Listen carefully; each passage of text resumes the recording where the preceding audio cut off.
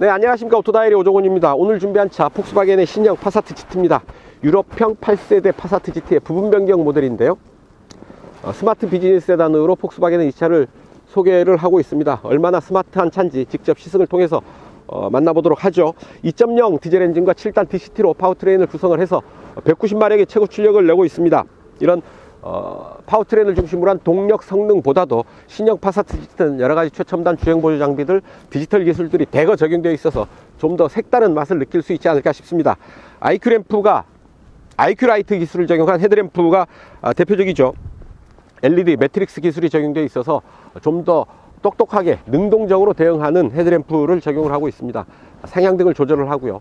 스스로 차의 조향 방향으로 빛을 쏴주는 좀 더 능동적이고 적극적인 기능을 하는 헤드램프를 적용을 했죠. 그리고 IQ 드라이브도 있습니다. 시속 210km까지 작동하는 어댑티브 크루즈 컨트롤, 그리고 레인 어시스트, 차로의 중앙을 유지시켜 주고요. 그리고 사이드 어시스트까지 있어서 좀 더 적극적으로 주행을 보조하게 됩니다. 그래서 운전자 입장에서는 좀 더 안전하고 편하게 이 차를 다룰 수 있지 않을까 싶은데요. 실내에는 MIB3로 대표되는 여러가지 디지털 기술들이 적용되어 있습니다. 모듈러 인포테인먼트 매트릭스 3세대 버전인데요. 물리적인 버튼들을 최소화하고 가벼운 터치 스크린을 통해서 아주 다양한 디지털 기술들을 만나볼 수가 있겠습니다.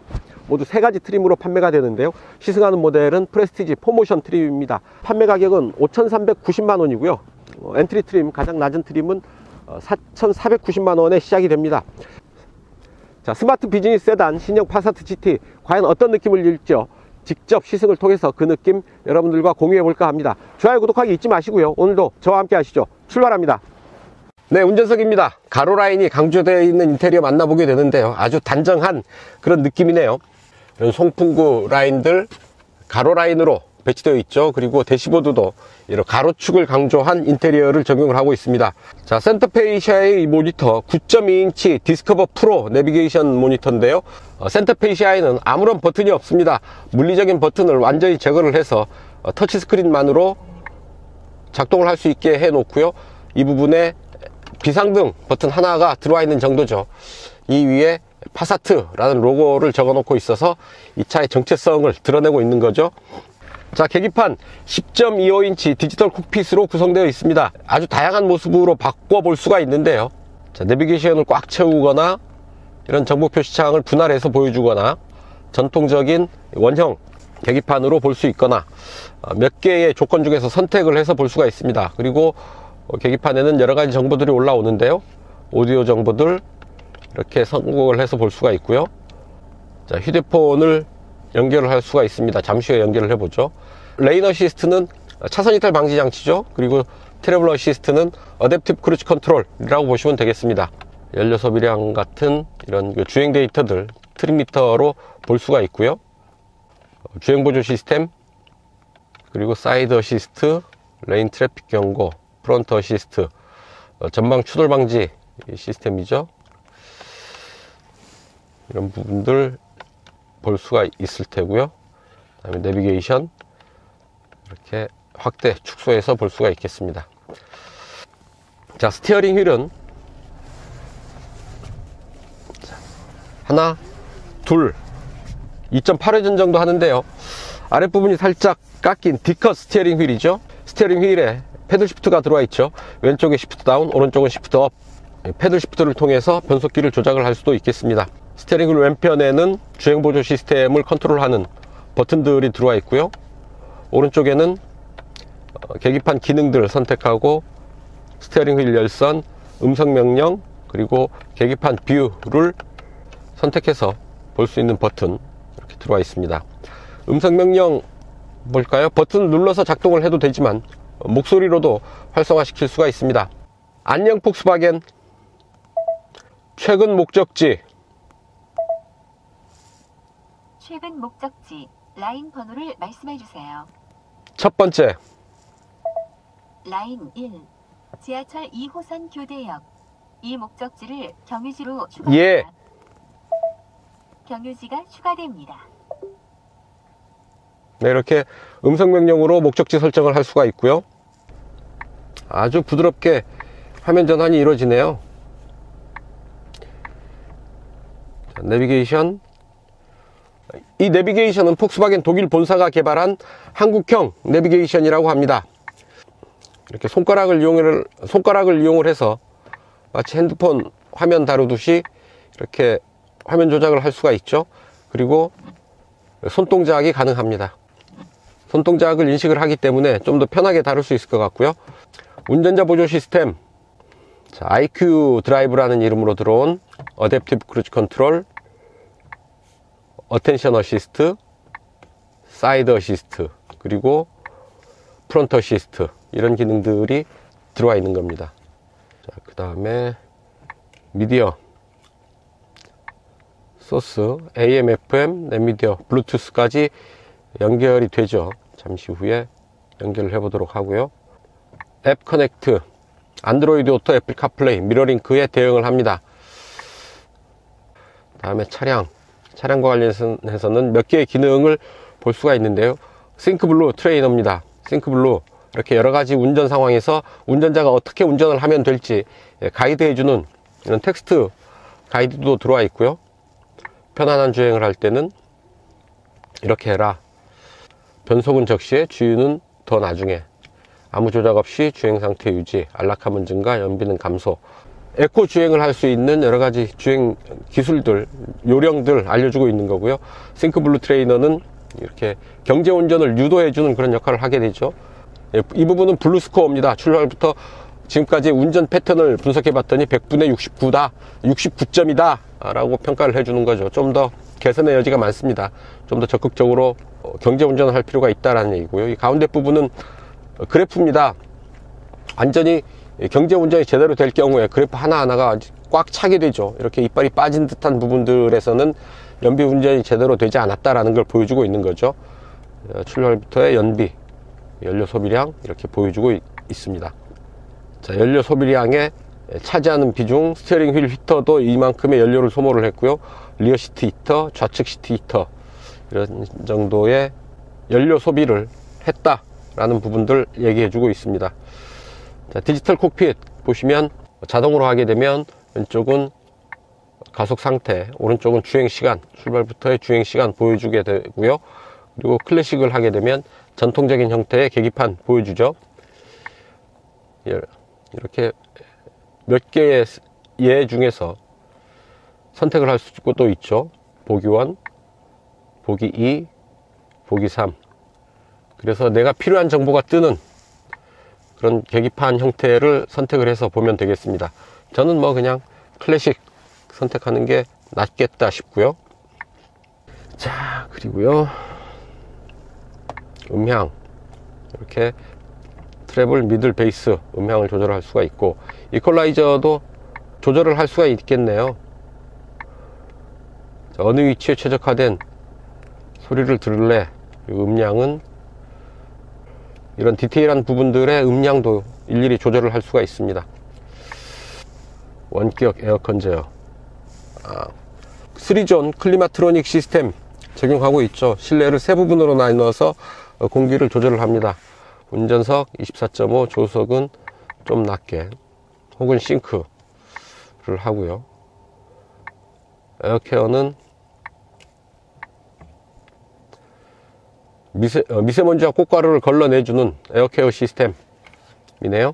앞과 부분 이렇게 있고, 뒷부분 하면 뒷부분도 이렇게 온도 설정을 조절을 할 수가 있습니다. 그 다음에 설정, 화면 꺼짐, 근접 센서, 핸드 제스처도, 핸드 제스처 시각적 피드백, 핸드 제스처 청각적 피드백, 음성 제어, 모바일 초기화 상태로 리셋, 이런 그 디테일한 부분들 운전자가 일일이 선택을 할 수가 있는 거죠. 앰비언트 라이트, 수동으로 하게 되면 이런 실내 컬러를, 앰비언트 라이트 컬러를 이 중에서 하나를 골라서 설정을 할 수가 있겠습니다. 거기에 따라서 계기판 컬러도 바뀌네요.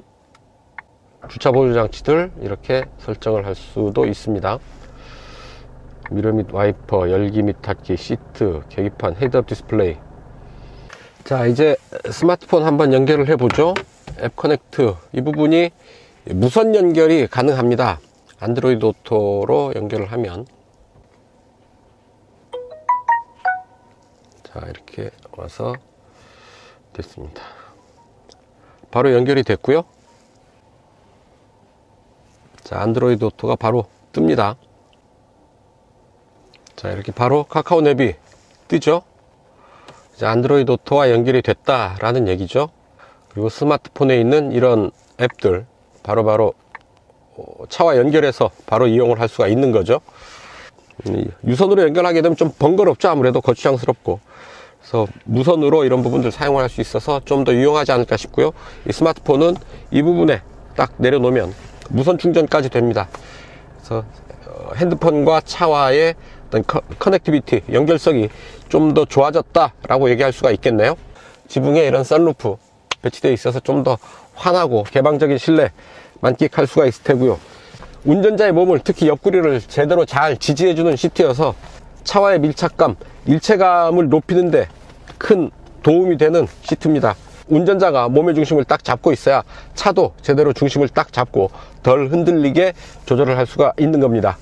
센터페이션 모니터 아래로는 열선 시트와 통풍 시트 같이 조절을 할 수 있게 됐네요. 송풍량 이렇게 손가락을 끌어서 갖고 가면 되네요. 원하는 양만큼. 7단 듀얼 클러치 변속기를 조절하는 변속 레버. 변속 레버 오른쪽으로 밀고 수동 변속도 가능하죠. 위로는 시프트 업, 아래쪽으로는 시프트 다운. 그리고 C타입 USB 포트, 파크 어시스트, 그리고 카메라 들어와 있네요. 카메라는 아주 선명하게 위에서 내려다보는 화면으로 보여주고 있고요. 360도 화면, 이렇게 보니까 또 색다르네요. 이렇게 옆에서 위에서, 자, 이런 식으로 화면을 볼 수가 있겠습니다. 전자식 파킹 브레이크, 오토홀드, 12V 전원구 여기 들어와 있고요. 두 개의 컵홀더 위로 깨끗하게 깔끔하게 덮어놓은 커버 적용되어 있습니다. 이 안에 또 USB 3.0 USB 포트 또 이 안에 들어와 있네요. 센터 콘솔, 적당한 공간에 센터 콘솔 들어와 있습니다. 네, 운전석 이 정도 살펴보시고요. 잠깐 뒷좌석 살펴보시겠습니다. 뒤로 갑니다. 네, 뒷좌석입니다. 운전석 시트를 제가 앉았던 그대로 두고 뒤로 앉았는데요. 무릎 앞으로 주먹 두 개가 여유 있게 들어가죠. 훨씬 주먹 두 개보다도 훨씬 더 넓은 무릎 앞 공간 마주하게 되고요. 머리 위로도 주먹 세워서 여유가 있죠. 무릎 앞, 머리 위 모두 여유 있게 공간을 확보하고 있습니다. 자, 차창 원 버튼으로 이렇게 내려가고요. 완전히 수납이 되네요. 걸리면 리와인드 되고요. 손끼임 사고 같은 거는 걱정하지 않아도 되겠습니다. 손잡이 들어와 있고 빗필러에 이런 옷걸이 정도 들어와 있고요. 센터 터널이 아주 높게 솟아 있습니다. 제 손바닥 높이로 센터 터널이 솟아 있는 것 확인할 수가 있고요. 암레스트 내리면 이렇게 세로 방향으로 두 개의 컵홀더 들어와 있습니다. 그리고 이 부분 이렇게 하면 스키스루 공간으로 활용할 수가 있겠네요. 시트는 이렇게 6대4로 시트를 접을 수가 있겠습니다. 이 시트는 트렁크에서도 레버를 통해서 시트를 접을 수가 있게 되어 있고요. 자, 시트를 이렇게 완전히 접으면 트렁크 공간은 기본 586L에서 최대 1150L까지 확장이 되죠. 좀 더 넓게 트렁크를 사용을 할 수가 있습니다. 다만 이 트렁크 윗부분, 이 부분은 어떻게 할 수가 없죠. 이 윤곽이 그대로 드러나 있어서 트렁크 공간을 확장하는데 약간의 제약은 피할 수 없어 보입니다. 자, 1열 위로 선루프가 들어와 있고요. 앞좌석 센터 콘솔, 뒤로는 뒷좌석을 위한 송풍구 준비되어 있고요. 에어컨 온도 조절이 가능하고 또한 3단계로 조절할 수 있는 열선 시트 버튼 들어와 있습니다. 그 아래 보면 12V 전원구와 C타입 USB 포트 하나 준비되어 있습니다. 자, 센터 터널이 높게 솟아 있는데 뒷좌석 가운데 자리 앉아보면 이런 정도 자세 취하게 되죠. 머리 위 여유가 있고 약간 시트가 솟아 있는 것 말고는 뭐 그렇게 불편함을 느낄 정도는 아닙니다. 네, 운전석과 실내 인테리어, 뒷좌석까지 이렇게 살펴봤는데요. 이제 본격적인 주행을 통해서 이 차의 실주행의 느낌, 주행의 질감 제대로 한번 느껴보도록 하죠. 좋아요, 구독하기 누르시고요. 자이로로 가시죠. 짠, 자이로입니다. 오늘도 평화로운 자유로 아주 날씨 쾌청하네요. 외기 온도 3.5도, 약간 서늘한 시원한 날씨에 이제 폭스바겐 파사트 GT 타고 시승을 시작합니다. 앞에 맥퍼슨 스트럿, 뒤에 멀티링크 타입의 서스펜션 적용하고 있고요. 235-45R18 사이즈의 타이어를 앞뒤로 장착을 하고 있죠. 포모션 사륜구동 시스템을 장착한 파사트 GT의 최상위 트림입니다. 규칙적인 패턴이 반복되는 빨래판길, 큰 스트레스 받지 않고 지나가고 있습니다. 변속 레버는 한 번 더 당기면 D, 한 번 더 당겨주면 스포츠 모드, 이렇게 변속을 할 수가 있죠. 직렬 4기통 2.0 디젤 엔진과 직분사 터보 엔진이죠. 여기에 7단 DCT, 그러니까 듀얼 클러치 변속기를 적용을 하고 있습니다. 잠깐 속도 올려서 시속 100 체크 한번 해보죠. 시속 100에 어댑티브 크루즈 컨트롤 세팅을 하고요. 변속 레버를 우측으로 밀면 수동 변속이 가능합니다. 7단에서 약 1400 RPM 충분히 낮춰주고 있죠. 6 5 4 3 레드존 직전까지 치고 올라갑니다. 2단으로는 떨어지지 않죠. 그러니까 7단 1400 정도에서 시속 100km를 커버를 하는 거죠. 높은 엔진 회전수로 좀 더 적극적인 운전을 할 수도 있고, 또 긴장을 살짝 풀고 낮은 RPM으로 좀 더 효율적이고 편안한 주행 할 수가 있습니다. 자, 이런 부분 주행 모드 선택을 통해서도 할 수도 있습니다. 자, 에코 모드가 있고요. 계기판이 반응을 하면서 바뀌네요. 노멀도 준비되어 있습니다. 이렇게 버튼으로 할 수도 있고 터치 스크린으로도 할 수가 있고요. 노멀, 스포츠, 스포츠로 가니까 빨간색이 계기판에 등장을 하죠. 그리고 인디비듀얼, 계기판은 또 다양한 형태로 구성을 달리 할 수가 있는데요. 이런 모습으로 볼 수도 있고요. 계기판을 내비게이션이 꽉 채우니까 또 색다른 느낌이 나는데요. 자, 이렇게 볼 수도 있고 이렇게 볼 수도 있습니다. 다양한 정보들을 제한된 공간 안에 잘 배치를 해서 운전자가 잘 볼 수 있게 제시해 주는 건데요. 나에게 잘 맞는 부분으로 선택을 해서 세팅을 하면 되겠죠. 노면 상태가 그렇게 썩 좋지 않은 길인데요. 그렇게 거슬리지 않습니다. 자잘한 노면 잡소리 정도 들어오는데 그렇게 거슬리지는 않는데, 새로 포장한 도로 위로 올라와 보니까 그 차이를 확연하게 느낄 수 있죠. 그 차이가 확연하게 드러납니다. 자, 다시 한번 좀 거친 도로로 넘어가 보죠.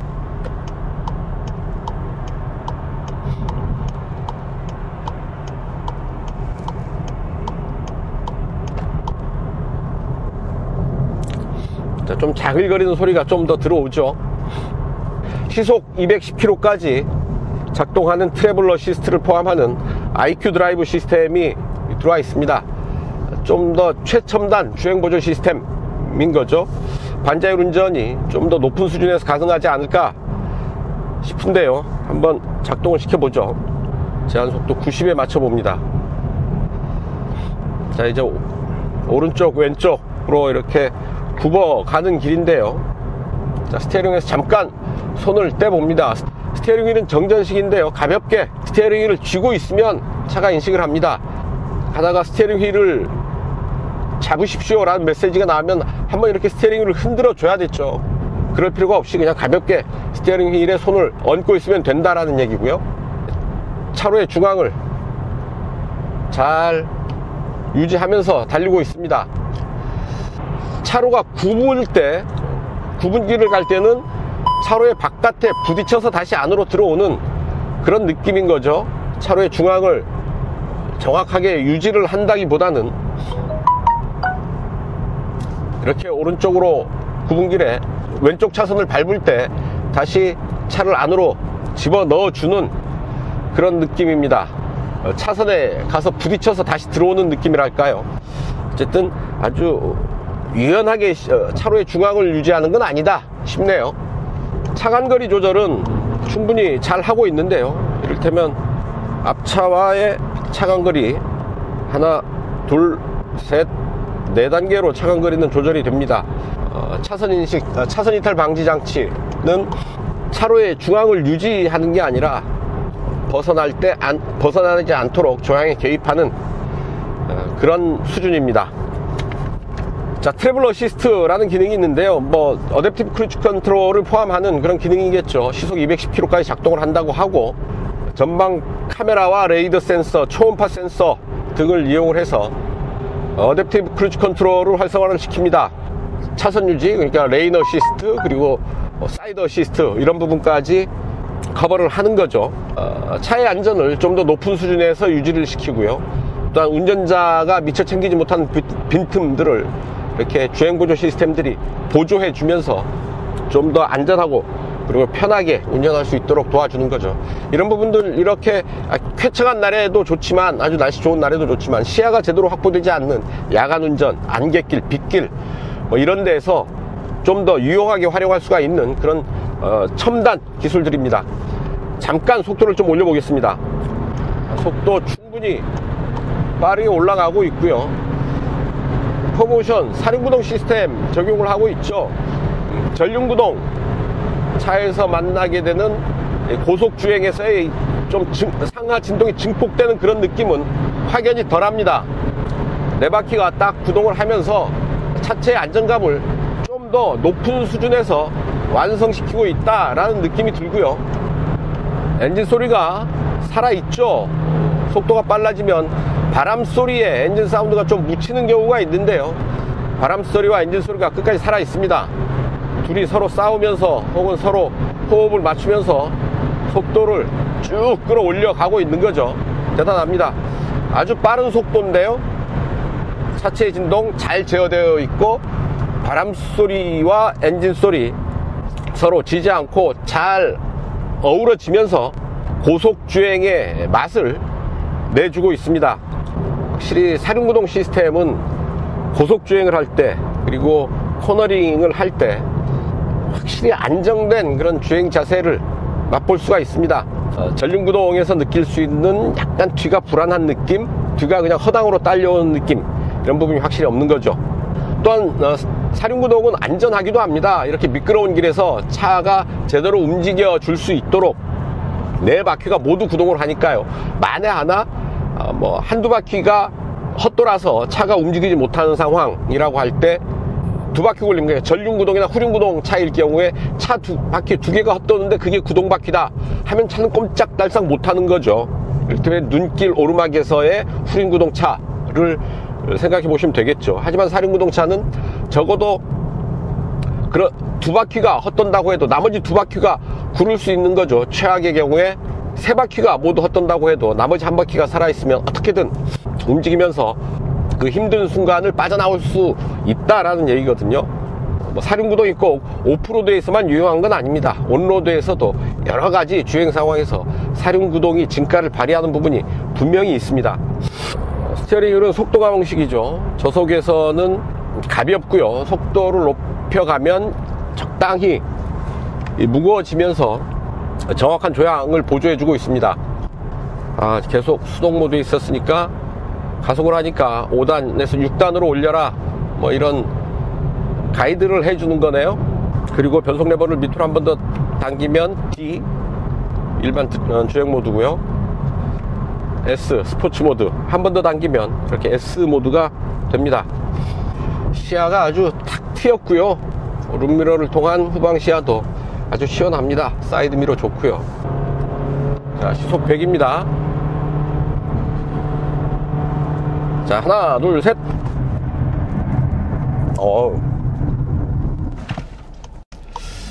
노면이 살짝 젖어서 그런가요? 조금 강한 제동을 했는데 제동이 좀 밀리는 느낌은 있는데, 안전대용을 딱 잡아주고 차체가 그렇게 앞으로 과하게 숙여지지가 않네요. 앞으로 잠깐 숙여지는가 싶더니 다시 수평을 유지하면서 제동을 마무리하고 있습니다.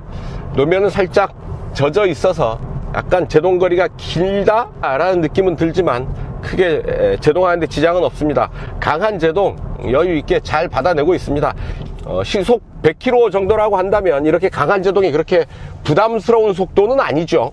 자, 속도를 쭉 끌어올려서요, 고속 코너링 한번 시도해 봅니다. 자, 속도를 쭉 끌어올리고요, 제동, 턴 들어오면서 가속을 하면서 이 코너를 빠져나가고 있습니다. 약간 기운 느낌, 하지만 네 바퀴가 정확하게 구동을 하면서 차체를 잘 지탱해주고 있다라는 신뢰가 생기죠. 그런 느낌을 받게 되면 좀 더 강하게 몰아붙여도 되겠구나 라는 생각을 하게 되는 거죠. 아주 빠른 코너링을 시도를 했는데 뭐 거의 스포츠카 수준의 그런 코너링 맛볼 수 있지 않나 싶습니다. 세단이어서 무게중심이 낮죠. 그리고 사륜구동 시스템을 적용을 하고 있어서 한계 속도가 높습니다. 그리고 서스펜션이 차체를 잘 받쳐주고 있어서 큰 무리 없이 재미있게 코너링을 할 수 있었습니다. 타이어 마찰음도 거의 들리지 않았죠. 타이어도 그 정도면 제 몫을 다하고 있는 게 아닌가 싶습니다. 자, 모두 3개 트림이 있죠. 프리미엄, 프레스티지, 프레스티지 포모션, 이렇게 3개 트림으로 판매되고 있습니다. 판매 가격 4,490만원 서부터고요, 포모션 트림은 5,390만원입니다 폭스바겐의 시그니처가 살아있는 개성이 강한 디자인, 그리고 2.0 디젤 엔진의 효율, 포모션의 안정감, 최첨단 기술이 적용되어 있는 IQ 헤드램프, IQ 드라이브 시스템, 그리고 여러가지 디지털 기술들이 적용되어 있는 이런 부분들은 강점이 되지 않을까 생각을 해봅니다.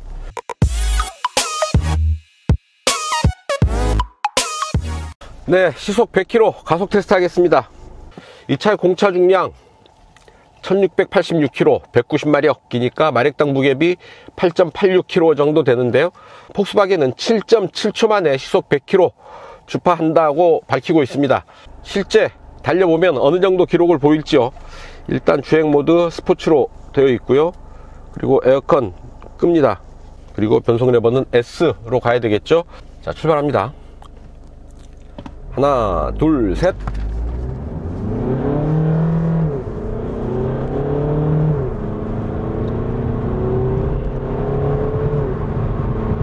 차분한 가속감입니다. 190마력의 힘을 차분하게 끌어내면서 속도를 올리고 있는데요. 자, 엔진 사운드도 그렇게 거칠지 않죠.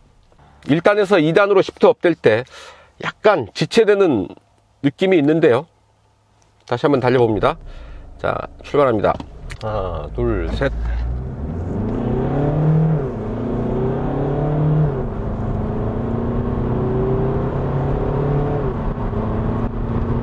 (190마력의) 힘, 세다면 세고 또 중형 세단으로 뭐 딱 좋은 힘이다 볼 수 있을 텐데요. 그 힘을 아주 강하게 드러내지 않고 꾸준하게 드러내면서 전체적으로는 차분한 느낌입니다만 가속 거리가 그렇게 길지 않은 것을 보면 그렇게 느린 차는 아니구나 싶습니다. 이 GPS 계측기가 측정한 이 차의 시속 100km 가속 시간과 거리, 과연 어느 정도 기록이 나왔을지요. 데이터 열어서 함께 보시겠습니다.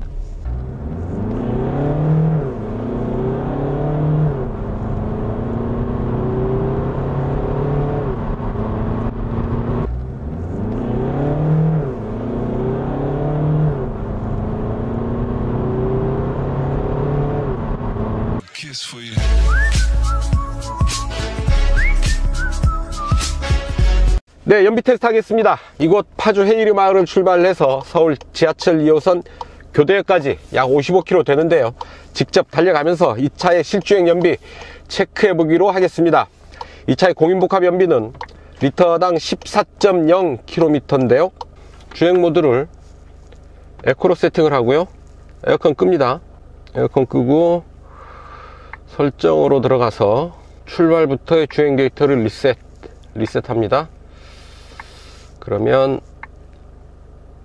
리셋이 됐죠. 싱크블루 트레이너 보면서 가도록 하죠.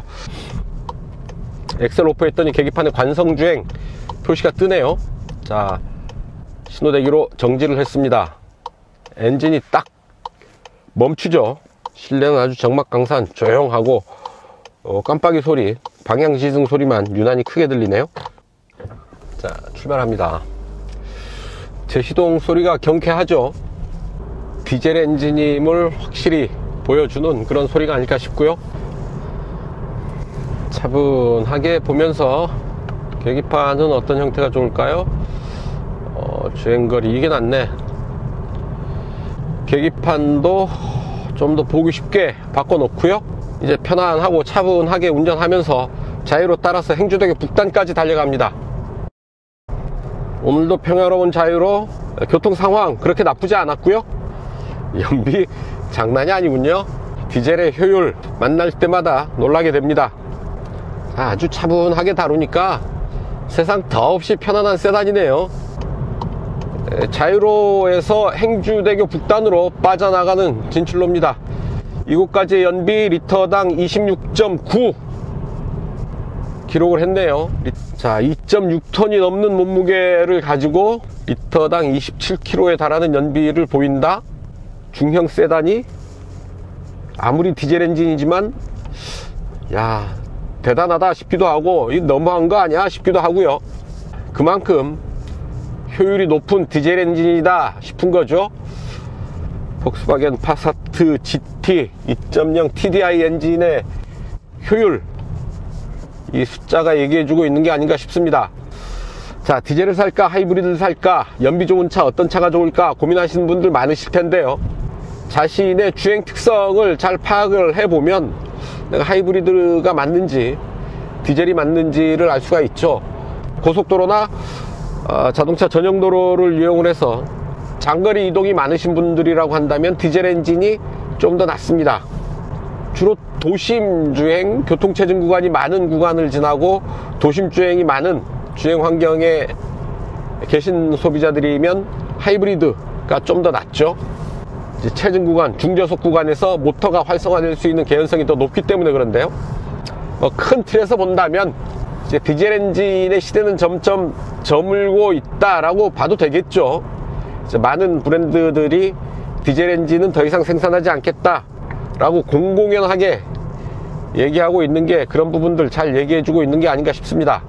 그래서 차 한번 사면 그래도 뭐 5년 10년 타야 되겠다, 아주 오래 타시는 분들이라고 한다면 한 5년 혹은 뭐 그 위에 10년쯤 후에 디젤 엔진의 입지는 또 지금과는 또 다를 겁니다.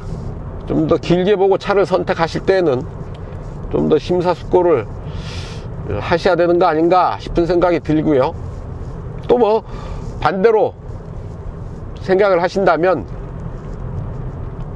갈수록 선택할 수 있는 디젤 엔진의 폭은 좁아질 테죠. 뒤로 갈수록 디젤 엔진을 탈 수 있는 기회는 줄어들 겁니다. 그렇다고 한다면 디젤이 없어지기 전에 한 번쯤 나도 디젤 엔진 한번 경험해 봐야 되겠다 해서 디젤 엔진을 선택할 수도 있겠다 싶은 거죠. 네, 올림픽대로 따라서 이제 이수교차로 진출로 곧 빠져나가겠습니다. 26을 훌쩍 뛰어넘은 연비가 노량대교 구간에서 잠깐 교통체증 구간을 지나는 동안에 좀 떨어졌습니다.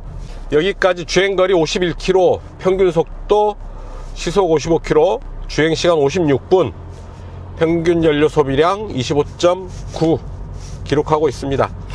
1600km가 넘는 몸무게, 그리고 사륜구동 시스템. 사륜구동 시스템이 주행 안정감을 확보하는 데에는 좀 더 유리한 면이 있지만 상대적으로 연료 소모가 좀 더 많은 게 흠이라면 흠이죠. 그래서 이 차 포모션은 공인복합 연비가 14.0이고요. 압박효 굴림, 그러니까 포모션이 아닌 트림은 14.9km/L의 연비를 보입니다. 포모션을 장착하고도 이 정도의 연비를 보인다 라고 한다면 포모션이 아닌 모델은 도대체 어느 정도일까 궁금해지기도 하고요. 사륜구동 시스템이 연료를 좀 더 소모하는 이유 다들 아시죠? 무게가 좀 더 나가고요. 네 바퀴에 각각 동력이 전달되는 과정에서 손실되는 아주 약간의 동력 손실 분이 있습니다. 그런 부분들 때문에 사륜구동 시스템이 연료 소모는 조금 더 많다라는 얘기고요. 여기까지는 잘 달려왔는데 여기서부터 벌써부터 이렇게 꽉꽉 막히네요. 어쨌든 약 5km 더 달려가서 최종 목적지 가서 최종 연비 체크해 보도록 하겠습니다. 도심 아주 지독한 교통체증이 이어지고 있습니다. 이수교차로 진출로까지 거의 약 50분 채 안 돼서 지났는데요. 그건 나와서 약 5km 이동하는데 한 30분 잡아먹은 것 같은데요. 평균 속도도 뚝 떨어졌고 연비도 많이 뒷걸음질 쳤습니다. 자유로와 올림픽대로에서는 교통 상황이 괜찮았는데 도심 구간 들어와서 아주 심한 교통체증을 겪었다는 점 말씀을 드립니다. 네, 신호 바뀌었고요. 빨간불에 신호대기로 정지했습니다. 지하철 2호선 교대역 내거리 최종 목적지에 도착을 했고요. 멈췄습니다. 최종 연비 22.6km/L 기록을 했네요. 이 차의 공인복합 연비 14.0 보다 리터당 8.4km 더 달린 연비 보인 겁니다. 자, 주행거리 55km, 평균 속도 37km 시속, 그리고 주행시간 1시간 반이 걸렸군요. 그만큼 도심 주행에서 상당히 상황이 좋지 않았습니다. 평균 연비 22.6 기록을 했고요. 아마 도심 구간에서 상황이 좀 더 좋았다면, 교통체증이 이렇게 심하지 않았다면 리터당 23km는 충분히 넘지 않았겠나 하는 생각을 해봅니다. 파사트 GT 2.0 TDI 엔진의 효율, 연비 다시 한번 감탄하게 됩니다. 네, 이렇게 파사트 GT 연비 테스트 여기서 정리하겠습니다.